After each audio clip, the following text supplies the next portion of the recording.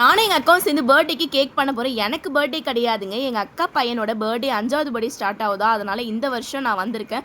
ஒரு டைம் கூட நான் வந்தது கிடையாது. ஏன்னா ஊரில் இருந்திருக்கேன், வர முடியாத சூழ்நிலைலாம் இருந்துச்சு. ஆனால் இந்த டைம் வந்து நான் வந்துட்டேன். எங்கள் அக்கா பையனுக்கு என் கையாலே கேக் செஞ்சு கொடுக்கணும்னு நினச்சா அதே மாதிரி நான் பண்ணிட்டேன். ஸ்பான்ச் வந்து நேற்று நைட்டு அன்றைக்கி பண்ணி வச்சேன் இல்லைங்களா, அதுதான். ஆனால் இந்த வீடியோ எடுத்து ரொம்ப நாள் ஆகுது, இன்றைக்கி தான் வந்து போஸ்ட் பண்ணுறேன்.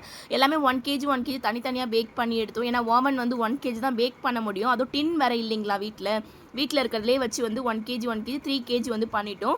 ஒரே டின்ல பண்ண முடியாது சொல்லிட்டு வேறு டின்ல வந்து பண்ணியிருந்தோம். ஆனால் நான் மறந்தே போயிட்டேங்க க்ரீம் அப்ளை பண்ணுறது. கேக்லாம் வந்து ஸ்பான்ஸ் ரெடி பண்ணி வச்சேன் இல்லையா, வீடியோலாம் போட்டிருந்தேன்ல.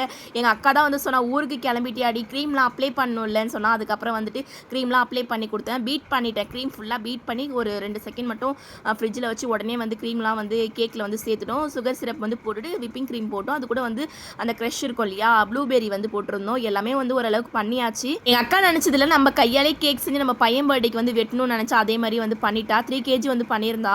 அது கூட நானும் சேர்ந்து எல்லாமே வந்து ஓரளவுக்கு வந்து முடிச்சிட்டோம். கடைசியாக வந்து நான் ஊருக்கு வந்து கிளம்பிட்டேன்னா அதோட எதுவுமே பார்க்க முடியல.